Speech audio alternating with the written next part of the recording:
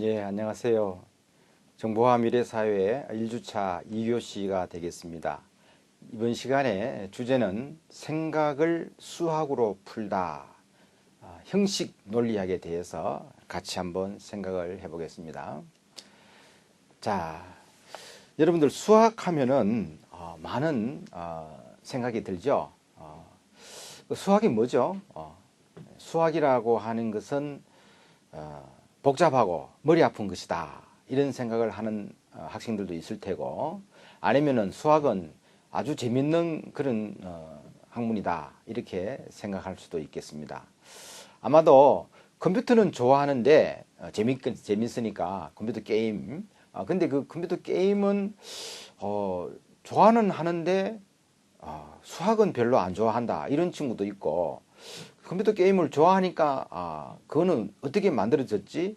이렇게 생각을 하면서 깊이 있게 공부를 하다 보니까 이것이 수학하고 깊은 관련성을 가지네, 이제 이런 생각들이 들게 되는 것입니다. 그래서 이번 시간에 우리는 1교시에 생각했던 그 생각에 대한 내용들을 수학으로 풀어내는 그러한 내용들에 대해서 구체적으로 한번 살펴보려고 하는 겁니다. 자, 먼저 소개할 인물이 1596년에 출생한 데가르트라고 하는 철학자는 이런 말을 남겼습니다. 나는 생각한다, 고로 나는 존재한다 라는 명제가 됩니다. 그래서 이 데가르트를 우리가 근대 이성주의 철학의 기초를 마련한 인물이다, 이렇게 얘기를 합니다. 자, 그래서 우리는 이 데카르트의 그 업적이 어디에 있는가를 한번 생각해 보면, 지금까지는 그 당시까지 즉 1596년 데카르트가 출생하기 이전까지는 세상의 모든 학문들이 기하학을 중심으로 설명이 되어지고 있었는데, 이 데카르트가 나옴으로써 이제 이 기하학의 근본을 흔들어 버리는 그러한 새로운 패러다임을 제시하게 되는 겁니다. 다시 말해서 데카르트가 이야기하는 그 핵심은 기하학의 내용들을 좌표계를 도입을 해서 모든 것을 설명할 수 있다, 그러한 이야기가 됩니다. 그래서 새로운 패러다임이라고 하는 것은 수백 년 동안 이어져 왔던 그 유클리드의 기하학을 이제 근본적으로 정리를 해버리고 새로운 분야, 즉 좌표로서 모든 기하학의 여러 부분들을 설명해낼 수 있다, 그러한 주장이 되는 겁니다. 자, 그래서 이 기하학은 문자 그대로 그림 도형에 관한 학문인데, 좌표계를 도입함으로써 그림은 더 이상 그림이 아니고 수학 방정식으로 변화하게 되는 것입니다. 자, 그래서 이 데카르트의 좌표계가 수학의 패러다임의 근본적인 전환을 일으킨 그러한 위대한 수학자가 되는 것이죠. 자, 그래서 다음 화면을 보면 아주 데카르트의 사진이 나옵니다. 자, 우리가 우측에 보고 있는 이 좌표계를 한번 이렇게 여러분들 많이 수학 시간에 본 그림이죠. 자, 그래서 우리가 X축의 그 값과 Y축의 값을 이렇게 XY로서 좌표를 만들어 놓고 XY에 대한 A라는 지점에다가 점을 딱 찍어 놓으면 결국 X에 대응되는 값과 Y에 대응되는 값, 그 지형의 지점을 좌표계로서 A는 XY다, 이렇게 표현할 수가 있다라는 것이죠. 자, 이것이 좌표의 그 기여가 된다. 즉 데카르트가 수학의 여러 영역을 이제 이 좌표에 의한 설명으로 바꿔 줌으로써 현대 수학이 아주 이렇게 크게 발전하게 된 그러한 계기가 된다. 이렇게 말씀드릴 수가 있는 것입니다. 자, 그래서 이제 그 생각을 수학으로 푸는 이 도형의 세계, 우리가 생각하고 있는 동그라미, 세모, 그리고 삼각형, 뭐 이런 마른 목골, 뭐 육각형, 이러한 도형의 세계를 좌표계로서 데카르트가 풀어놓고 이것을 수식으로서 한번 정리를 할 수가 있다라는 개념이 됩니다. 즉 수식의 세계에서 우리는 원을 표시할 때는 x제곱 플러스 y제곱 이것은 r제곱이다. 이렇게 수식으로서 표현할 수가 있는 것이죠. 자, 그 다음에 직선을 표현할 때는 우리가 이렇게 표현할 수 있죠. y 이꼴 mx 플러스 a 뭐 이렇게 또는 뭐 b, c 뭐 이렇게 직선을 표현할 수가 있게 되는 것이죠. 자, 그 다음에 이제 우리가 뭐 2차 곡선이라든지 타원이라든지 쌍곡선이라든지 이런 것들을 역시 수식으로서 표현이 가능하다라는 것입니다. 자, 어떻게 생각하십니까?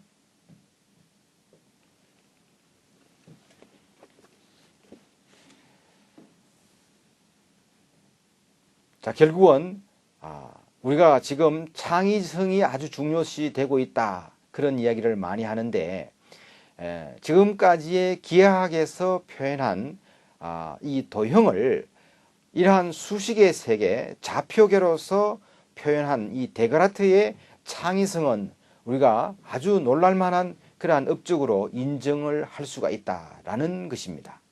자, 여러분들도 이제 이와 같은 창의적인 생각을 깊이 해 줄 수 있도록 당부를 드리겠습니다. 자, 그래서 이제 우리는 기하학과 좌표계를 이용한 수십 가지의 표현을 이렇게 정리를 한번 해봤습니다. 자, 어떻습니까? 이제 우리의 모든 생각들을 좌표와 수식으로서 얼마든지 표현이 가능하다라는 아주 중요한 창의성을 우리가 한 번 더 강조를 하고 이어서 이제 우리는 두 번째 개념으로서 부울대수학이라고 하는 개념을 한번 소개를 해 보겠습니다. 부울대수학은 잠시만요. 부울대수학은 조금 있다가 정리를 하기로 하고요. 그 형식 논리학에 대한 그 개념을 한 번 더 수식으로서 표현을 해보도록 하겠습니다. 자, 결국 수학은 기호의 조작에 의해서 표현이 가능한 것이다. 이렇게 설명을 드릴 수 있죠.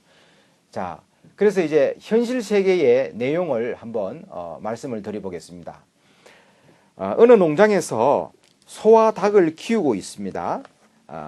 닭의 수는 소의 수보다 5마리가 많다고 합니다. 소와 닭의 다리의 합이 38이라면 소와 닭은 각각 몇 마리가 있는가? 라는 현실 세계의 명제를 우리가 그 수학의 세계로서 수식으로서 표현을 해보면 이제 우측에 보이는 수식의 기호화와 같이 x 이꼴 y 플러스 5가 되겠습니다. 그죠? 자, 저 말은 뭡니까? 앞에서 우리가 얘기했던 닭의 수는 소의 수보다 5마리가 많다라는 그러한 식이 되겠죠. 자, 이와 같이 이제 현실 세계의 내용들을 기호화하고 연산을 해서 수학의 세계로서 표현이 가능하다라는 것이 이제 아주 중요한 그러한 수학의 세계로 진입하는 그런 출발이 된다. 그러한 이야기가 되겠습니다.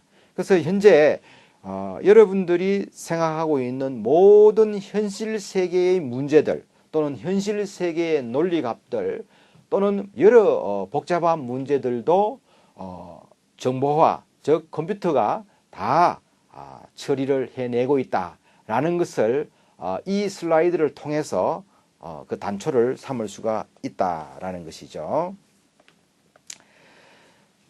자, 이어서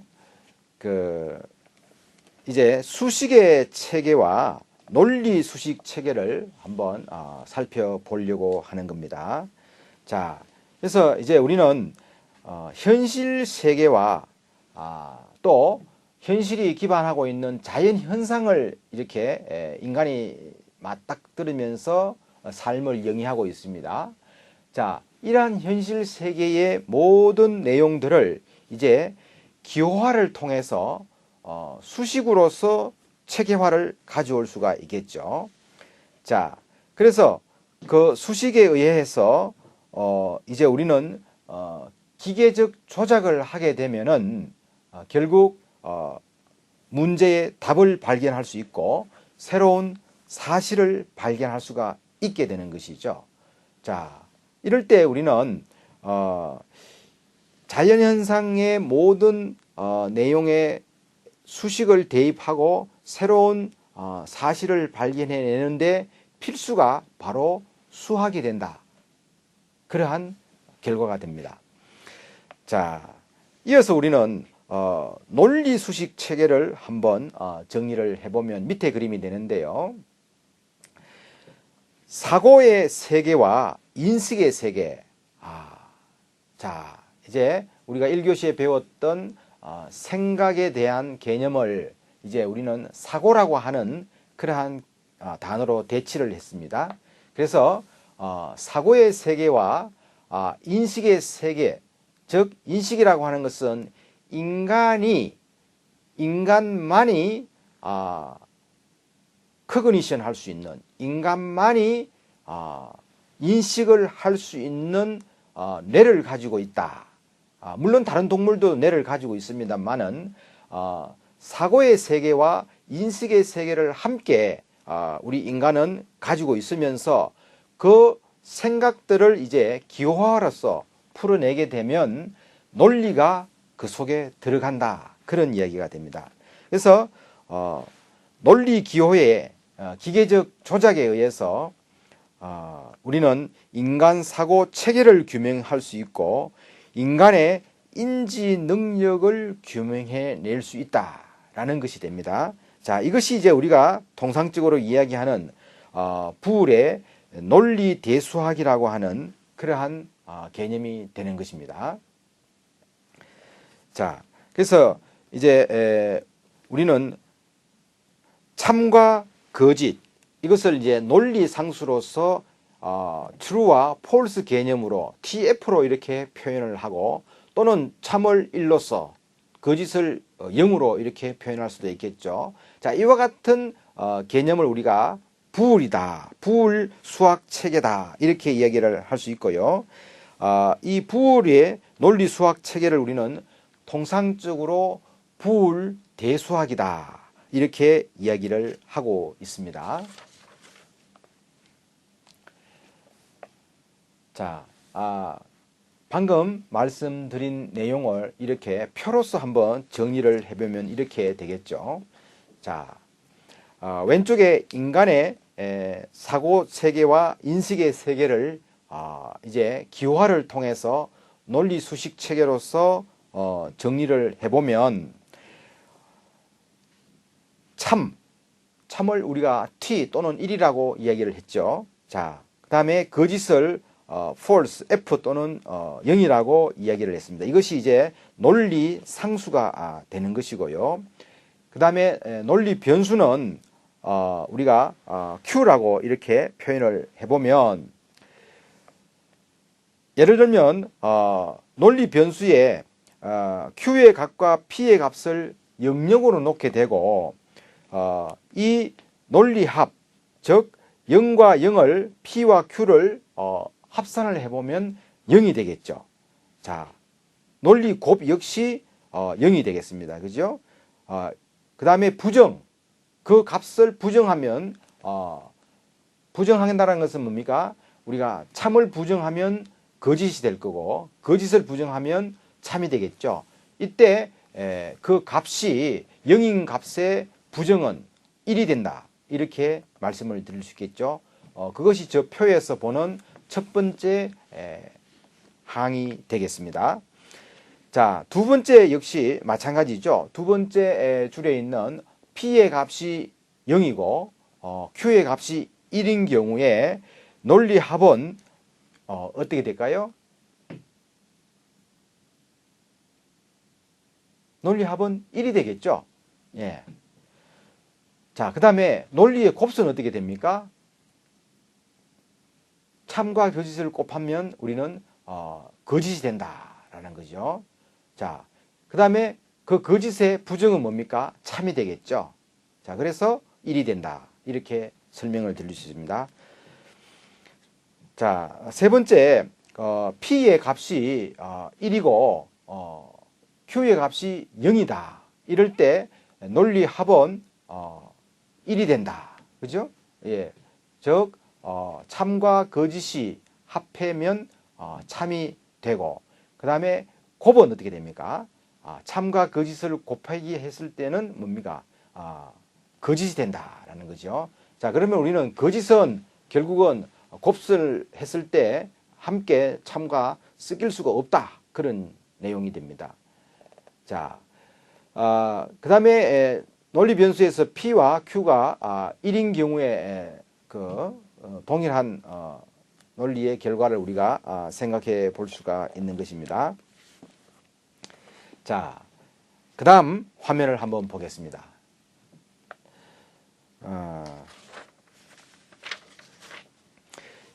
이 그림은 결국은 부울 논리 대수학의 한계를 설명하는 그러한 그림이 됩니다.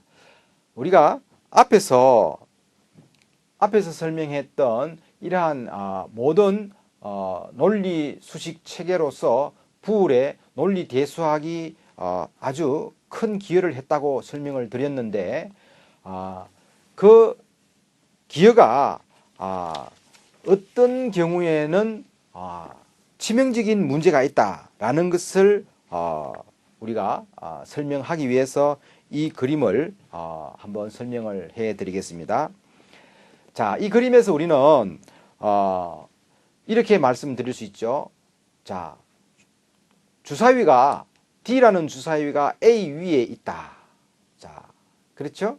예, 맞습니다. 그 다음에 B가 C 위에 있다. 맞죠? 예, 맞습니다. 자, 그 다음에 E가 B 위에 있습니까? 예, 있습니다. 그죠? E는 B 위에 있습니다. 자, 그 다음에 A와 C가 떨어져 있다. 그렇죠? 예, 맞습니다. 그렇습니다. 떨어져 있죠. 자, 그 다음에 우리가 이런 질문을 할 수가 있겠습니다.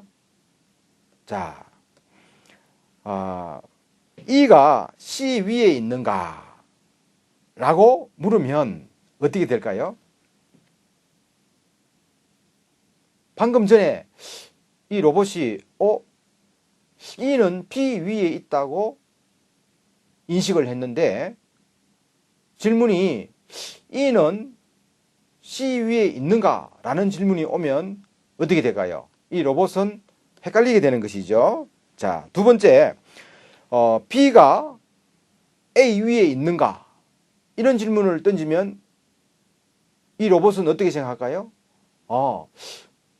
D가 A 위에 있다고 인식을 했는데 이 말은 무슨 말이지? 자, 이렇게 로봇이 생각을 하게 된다는 것입니다.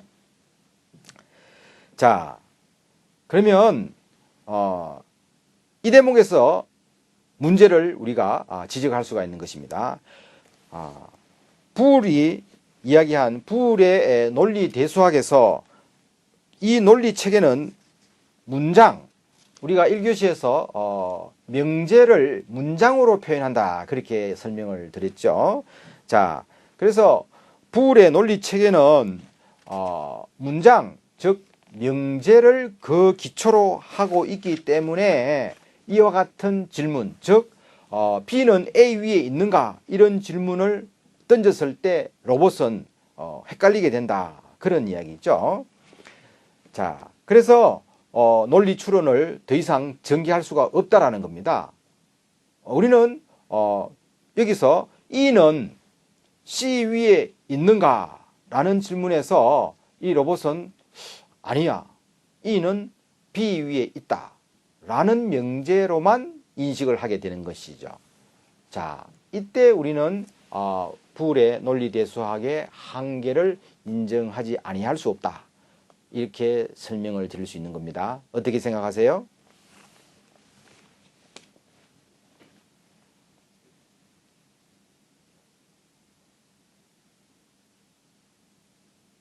자, 좋습니다. 문제가 있으면 어떻게 됩니까? 우리 인간은 생각을 하게 됩니다. 그죠? 자, 그래서 그 생각은 우리의 인간의 몫입니다. 그렇습니다. 그래서 이제 이 부울 대수학의 그 한계를 넘어서기 위해서 한 사람을 소개할 수 있습니다. 자, 프레게의 논리학입니다. 자, 프레게의 수로 논리학이라는 개념을 한번 소개를 하려고 합니다. 자, 1879년 프레게가 저술한 개념 포기법이라고 하는 작은 책에서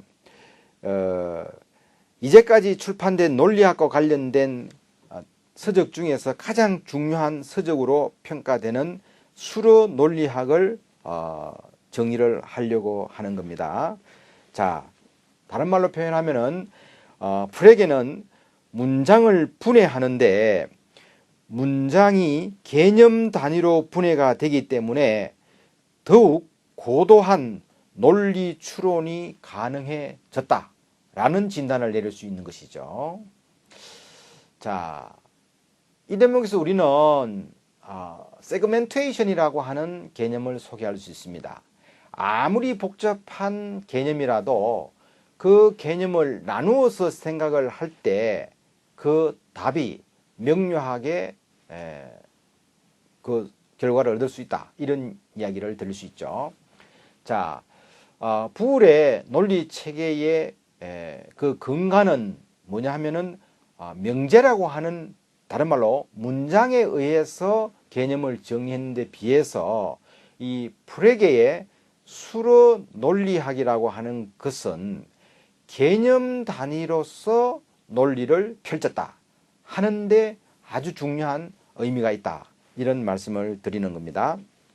자, 프레게의 논리 추론은 기호의 기계적 조작에 의하여 가능함을 보였습니다. 기호의 기계적 조작, 이 말의 의미를 넓게 해석하면 인간의 생각은 정해진 규칙에 따라서 기호의 조작이라고 할 수 있다, 이러한 생각을 하게 된 것입니다. 자, 그래서 이 프레게의 논리 추론은 아주 혁신적인 그런 변화를 가져왔죠. 자, 기호로서 조작할 수 있다라는 말씀을 드리면 여러분들 뭐가 생각이 납니까?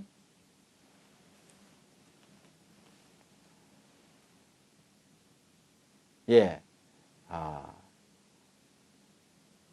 현대에서도 많은 각광을 받고 있는 기호학이라고 하는 학문입니다. 자, 한번 따라 하겠습니다. 기호학. 예, 좋습니다. 자, 이 기호학이라고 하는 것이 결국 이 프레게의 논리 추론에 의해서 기호의 기계적 조작에 의해서 우리의 모든 논리 추론이 가능하다라는 그 출발에 기인하고 있다, 이렇게 말씀을 드릴 수 있습니다. 자, 그래서 이 화면을 한번 잠시 생각을 해 보겠습니다. 불대수학에서 우리는 명제 논리학이라는 개념에서 이렇게 표현할 수가 있습니다. 철수가 영희에게 장미를 주었다. 자, 이거는 문장이지 않습니까? 그죠? 자, 고래는 포유류이다. 이것도 문장입니다. 자, 모든 사람은 죽는다. 자, 이것도 문장이죠. 즉, 명제 논리가 되는 것입니다. 자, 그런데 프레게의 수로 논리학에서는 이것을 어떻게 표현하느냐 하는 겁니다. 우측에 있는 것이죠. 자, 동사로서 주다라는 그런 단어를 가져와서 자, 철수, 그 다음에 영희, 장미, 자, 이와 같은 개념 위주로, 단어 위주로 표현을 하게 되면 우측에 있는 것과 같이 주다라는 것을 G로 표현하고, 그 다음에 철수를 C로 표현하고, 영희를 또 장미를 다른 부호로서, 기호로서 이렇게 표현을 해서 표현을 하게 되면 어떻게 될까요? 아주 단순하게 기호로서 표현이 가능하다라는 겁니다. 즉 다른 말로 함수식으로 표현이 가능하다라는 것이죠. 자, 이제 여러분들 함수라는 단어가 또 이제 등장을 했습니다.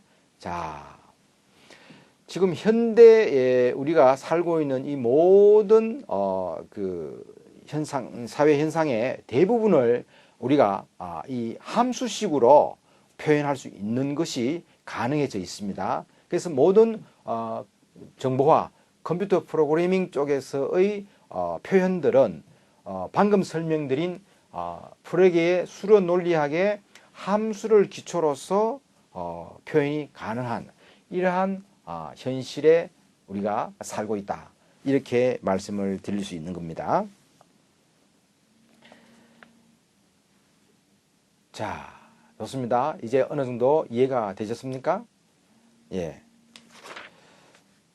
자, 이어서 우리는 그 유명한 수리 논리학자인 버트런드 러셀에 대해서 영국의 수학자이면서 비평가였던 버트런드 러셀의 형식 논리학을 한번 설명을 드리도록 하겠습니다.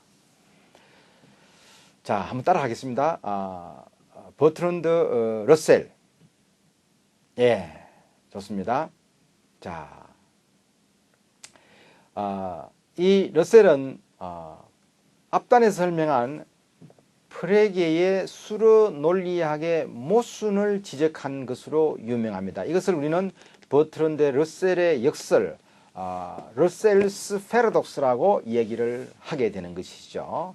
자, 이 의미는 다음 슬라이드에서 설명을 하겠습니다. 자, 예를 들겠습니다. 자, 어느 마을에 마음씨 좋은 이발사가 있다고 가정을 합니다. 자, 이 이발사가 자기가 머리를 깎을 수 없는 사람은 내가 공짜로 깎아주겠다라고 했습니다.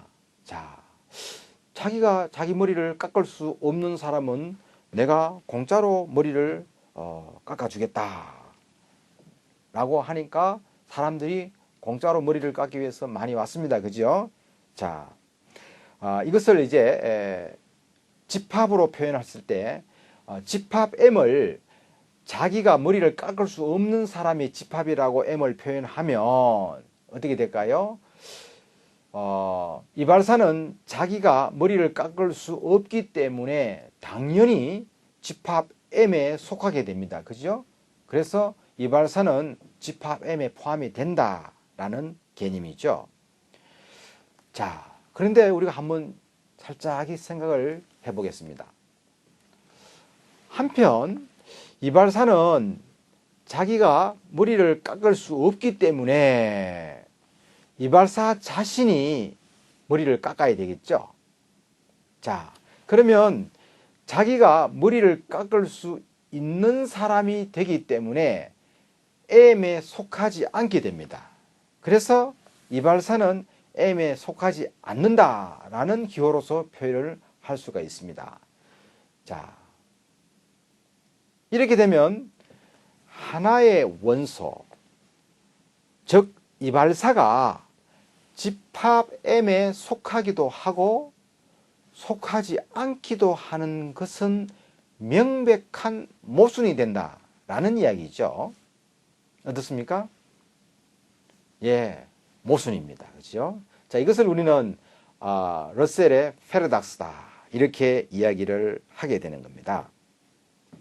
자, 그래서 우리는 정확해야 할 논리학 또는 수학이 근본적으로 모순되어지게 되어 있다라는 지적을 하게 되는 것입니다. 자, 이러한 러셀의 아주 중요한 그러한 러셀과 관련된 중요한 책을 한번 소개할 수가 있는데요.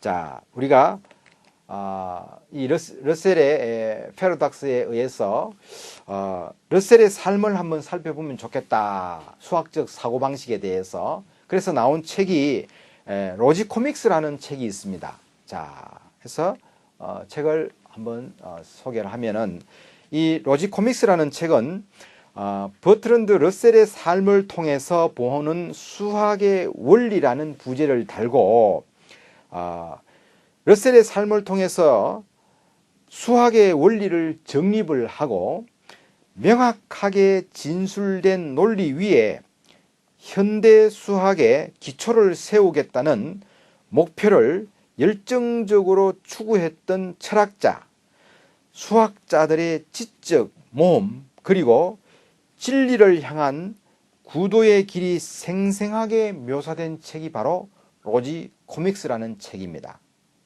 자, 여러분들 궁금증이 일게 되죠. 자, 여러분들도 한번 이 로지 코믹스의 그 책을 한번 구입을 해서 한번 이 수학의 세계, 논리의 세계로 한번 빠져들면은 참 좋겠다 하는 말씀을 드립니다.